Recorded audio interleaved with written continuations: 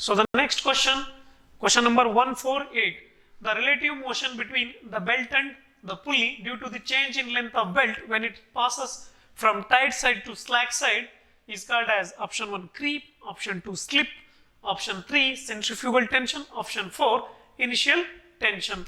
So consider a belt and pulley drive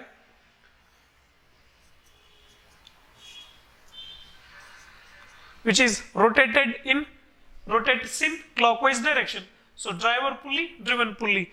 So when driver pulley rotates in clockwise direction, so driven pulley also rotate in clockwise direction. So this side become tight side.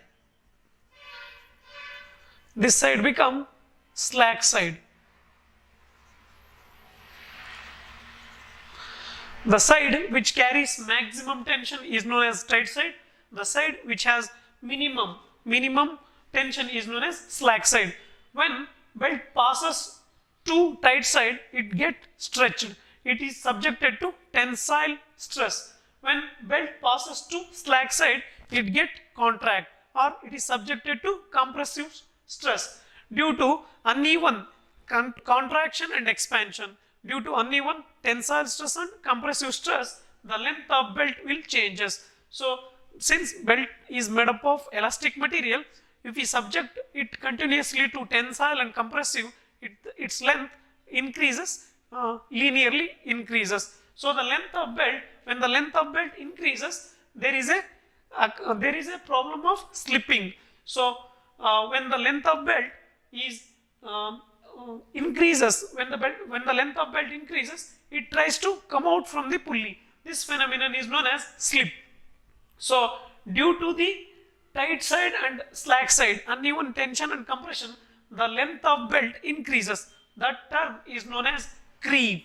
The change in the length of a belt due to even and uneven compression and extension, the term is known as creep. Because of this creep, there is a slip formation. What is slip? When belt starts to rotate, the pulley does not rotate because of change in length. So change in length leads to the relative motion between belt and pulley. Suppose pulley rotates, it does not carry belt at some time, or when belt rotates, it does not carry pulley at some time. This relative motion, this difference in relative motion is known as slip. So the relative motion between belt and pulley due to the change in belt length of belt when it passes from tight side to slack side is slip. So option 2 is the right answer.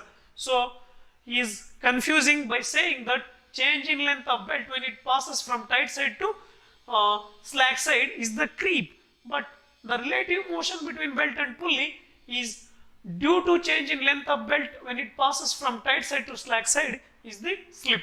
So centrifugal tension does not relate to this question, and initial tension also does not relate to this question. So the relative motion between belt and pulley due to change in length of a belt when it passes from tight side to slack side is known as the slip. Thank you.